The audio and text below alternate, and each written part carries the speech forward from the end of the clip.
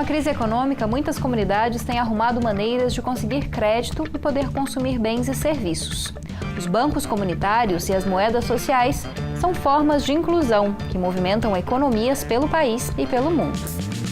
E para falar sobre esse assunto, nós vamos conversar agora com o Maico Severino, que é professor da Faculdade de Ciências e Tecnologia da UFG. Olá, professor, obrigado pela presença. Olá, boa tarde a todos. Agradeço o convite e espero contribuir aqui com o programa. Certo, professor. E também contamos com o professor Tiago Camarinha, que é da Faculdade de Ciências Econômicas aqui da UFG. Olá, professor, obrigada pela presença. Olá, obrigado pelo convite. Para começar, queria que vocês explicassem para a gente o que são os bancos comunitários e o que são as moedas sociais. Vou começar com o professor Maico. Tá. Bom, os bancos comunitários, eles surgem como uma alternativa de trocas, né, que são feitas pelas comunidades em que as pessoas têm dificuldade de ou não ter emprego, ou não ter uma renda fixa, né?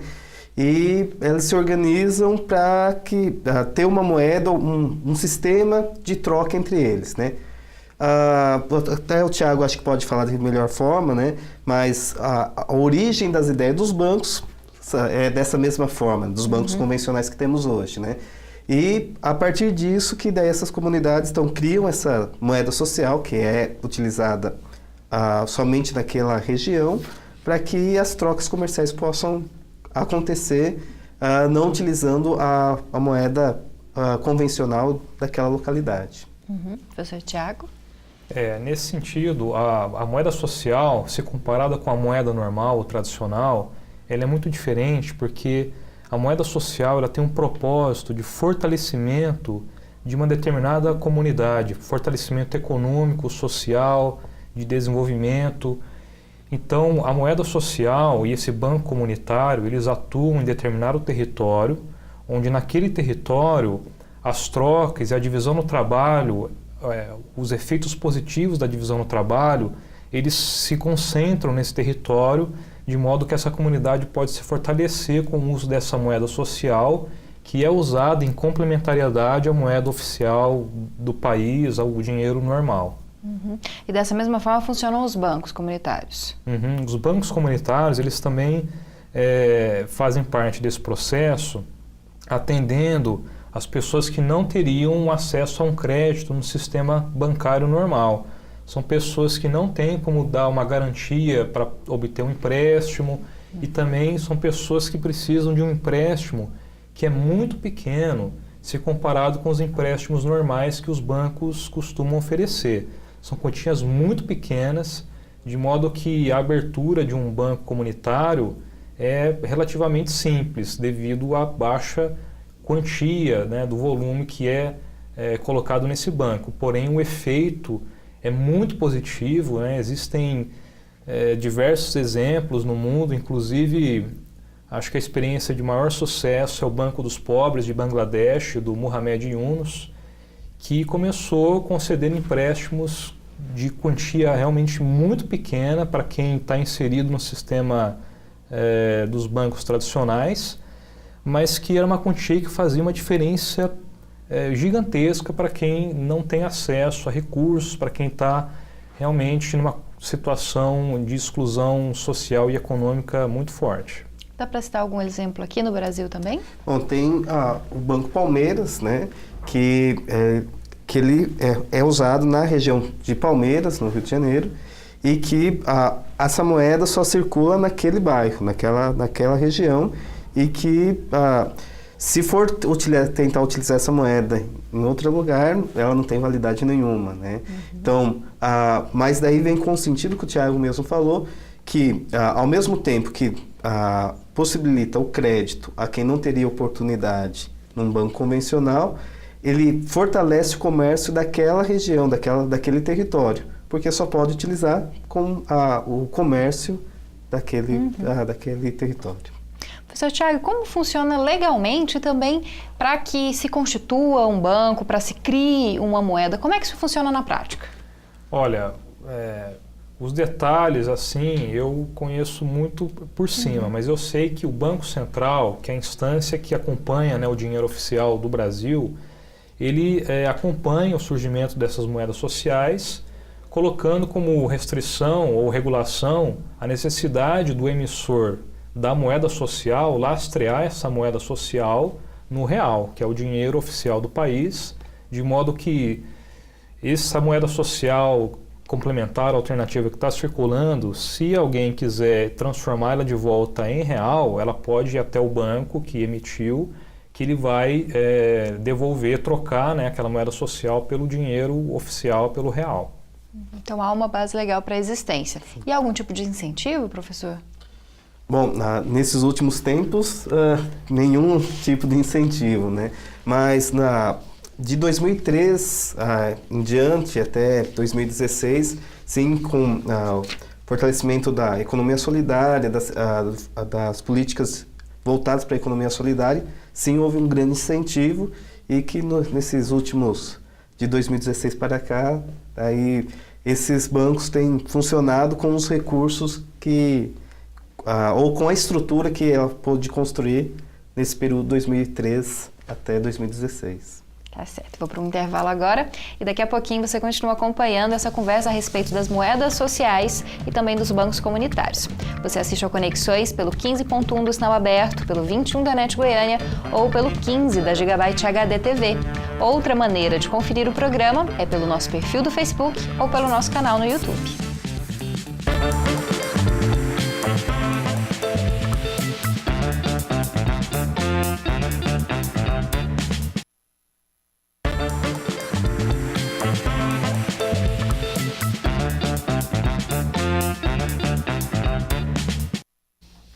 Voltamos com o programa de hoje que está discutindo os bancos comunitários e as moedas sociais, com o professor da Faculdade de Ciências e Tecnologia da UFG, Maico Severino, e também com o professor da FACE UFG, Tiago Camarinha. Bom, professor Tiago, em relação à crise econômica, a esse momento que a gente vive no país, qual é a importância desse tipo de ação de bancos comunitários, de moedas, de que forma que isso interfere na realidade dessas pessoas e também, muitas vezes, pode ser uma mola de desenvolvimento, distribuição de renda? Bom, no cenário da crise, as moedas sociais são importantes porque mostram que as pessoas não ficam esperando vir uma ajuda ou do governo ou de alguma entidade externa. As próprias pessoas se organizam para fortalecer as trocas e a divisão do trabalho ali no seu território, na sua comunidade, de modo que as pessoas podem trocar trabalho, serviços e a própria produção sem ficar esperando uma política econômica mais estrutural, mais macro, para mudar a realidade delas.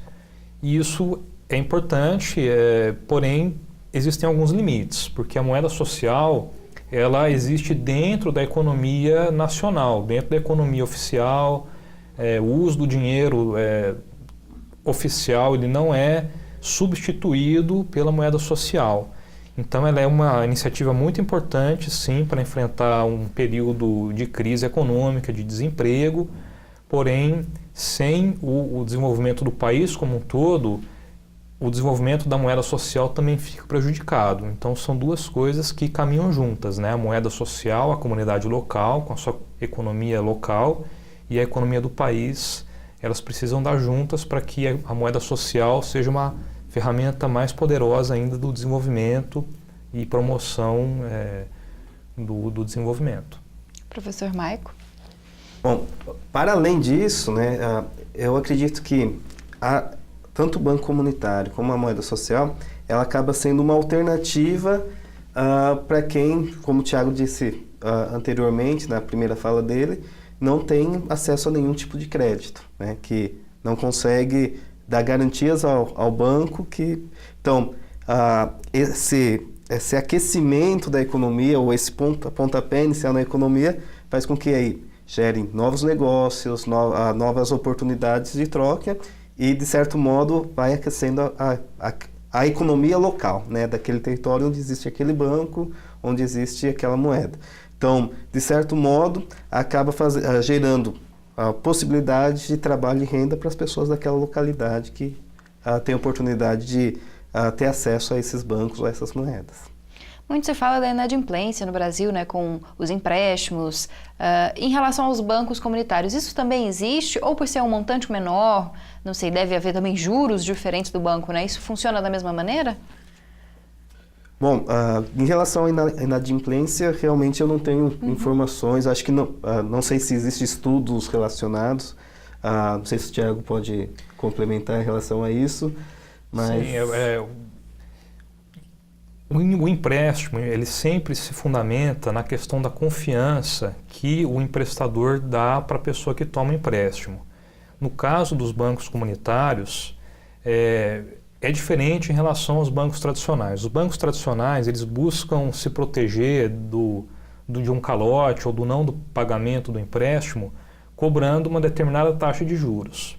Os bancos comunitários, eles funcionam de outra maneira. Eles funcionam com a base na proximidade que o banco tem com as pessoas que participam do banco, dos clientes do banco. E essa proximidade, ela se transforma então numa relação de confiança, onde o banco confia que a pessoa vai tomar aquele empréstimo, que vai conseguir fazer o pagamento adequado, razoável, dentro de determinado tempo, e se não conseguir, eles têm proximidade para fazer uma renegociação que seja viável para quem tomou o empréstimo, enfim. É muito diferente nesse sentido, e os estudos científicos sobre o funcionamento desses bancos comunitários mostram que o índice de inadimplência dos bancos comunitários é muito baixo, justamente porque existe essa proximidade, existe um vínculo do cliente com o banco que é muito mais do que só uma relação comercial. É uma relação realmente de ajuda mútua, visando o bem-estar e o progresso, o desenvolvimento daquela região. Por isso, é uma outra lógica de funcionamento desse banco, e a inadimplência é baixa devido a essa proximidade, essa confiança, esse vínculo de confiança que o banco tem com a comunidade que trabalha junto com o banco. E se alguém, um grupo, uma comunidade tiver interesse em saber como funciona, como criar um banco ou como mesmo criar uma moeda social, o que deve fazer? Qual o primeiro caminho? Bom, acho que primeiro a fazer um estudo aprofundado relacionado ao funcionamento, né? Mas de maneira especial conhecer as regras junto ao Banco Central também, né? Porque de todo modo, por mais que vai ser, como o Thiago disse anteriormente, né? Por mais que vai ser um banco social, né? Como uma outra moeda, ele deve ter o registro no Banco Central, né? Então, conhecer esse passo a passo, enfim, né? Essas regras e, lógico, né? Normalmente, se vai ter um banco comunitário ou também se existe uma comunidade organizada para que esse banco exista, né? Então, ele não é bom, eu quero abrir um negócio, então vou abrir um banco comunitário. Não é nessa linha que funciona. Normalmente, a partir das associações, das cooperativas ou das associações de bairro, eu falo, bom, como que a gente pode desenvolver melhor o local? E aí o ponto de partida é do coletivo para a criação de um banco, né? E aí, aí sim vai buscar assim, os mecanismos legais para que possa ser implementado. Vou para mais um intervalo e daqui a pouco a gente finaliza essa conversa a respeito das moedas sociais e dos bancos comunitários. Você pode sugerir um tema para ser conversado aqui no Conexões. É só mandar um e-mail para jornalismo@tvufg.org.br ou então uma mensagem pelo WhatsApp no 99181 1406.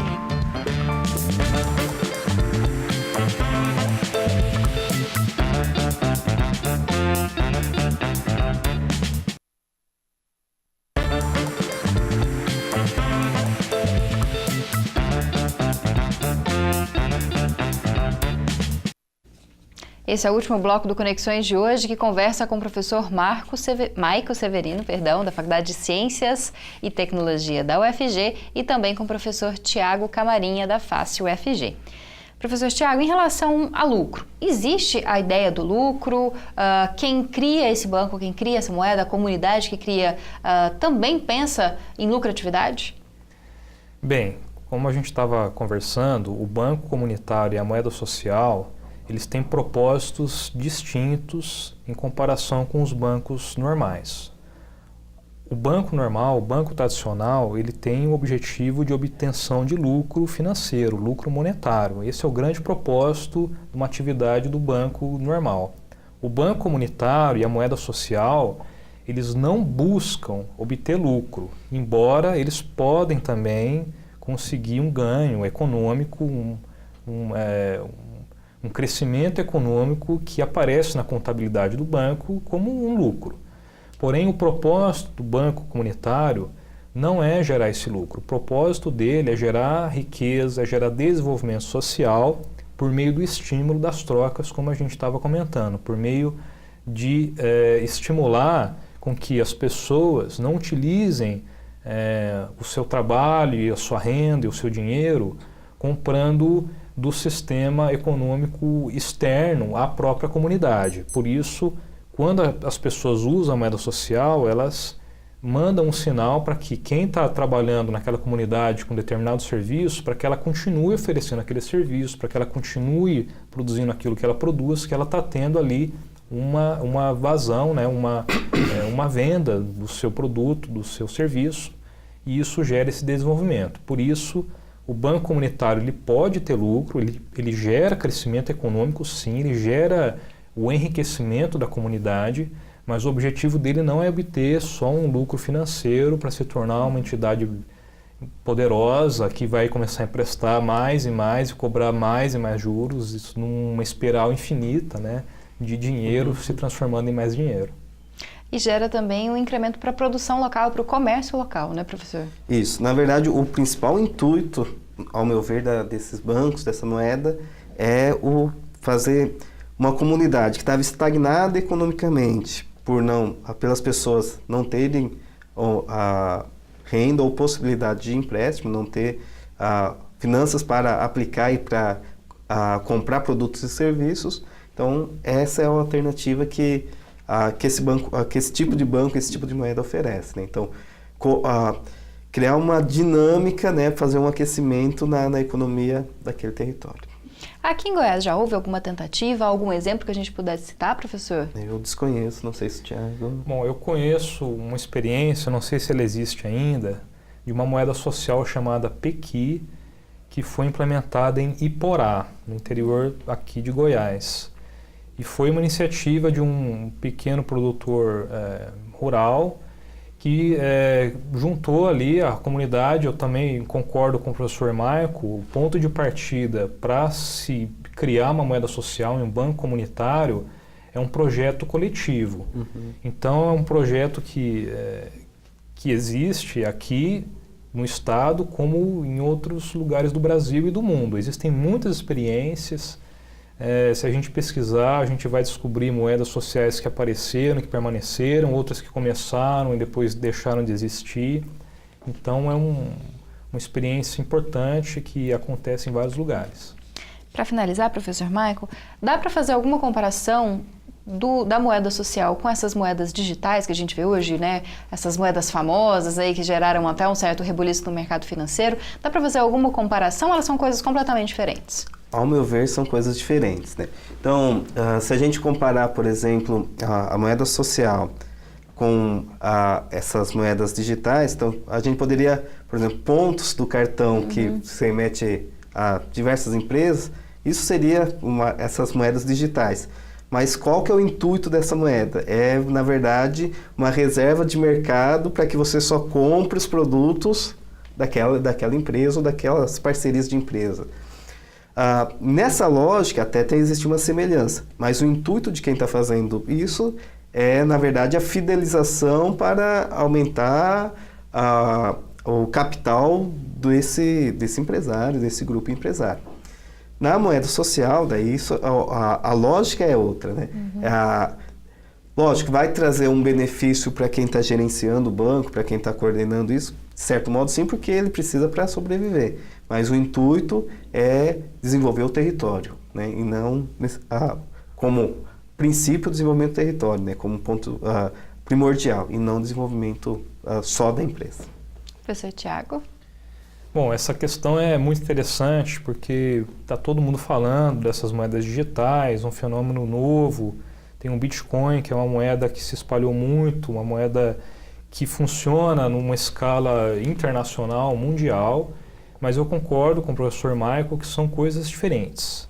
A moeda social, do ponto de vista do material que é utilizado para essa moeda funcionar, ela pode ser uma moeda digital, ela pode utilizar a internet, ela pode funcionar como uma ferramenta digital. Mas essas moedas mais famosas que a gente conhece, digitais, que funcionam, elas não são moedas sociais porque elas têm um propósito tradicional de funcionar como dinheiro normal. Tanto que algumas dessas moedas são utilizadas para fazer negócios ilegais, que fomentam crime, que fomentam vários problemas que nós queremos evitar. Então são coisas bastante diferentes e não quer dizer que a moeda digital é mais tecnológica e a moeda social é menos tecnológica. A moeda social ela pode usar a tecnologia mais avançada que se tem para promover o desenvolvimento de uma comunidade. Tá certo. Bom, nosso tempo está chegando ao fim. Muito obrigada, professor Michael, pela presença. Eu agradeço a oportunidade, espero ter contribuído com o debate e estou à disposição. Muito obrigada. Obrigada também, professor Tiago. Obrigado pelo convite, fico contente de discutir a moeda social e a economia solidária. Muito obrigada. Bom, o Conexões de hoje está terminando. Você pode continuar acompanhando a nossa programação pela TV UFG, ou então acessar o nosso site, tvufg.org.br. Além do site, a gente também tem redes sociais, Twitter, Instagram, Facebook e YouTube. Eu te espero no nosso próximo programa.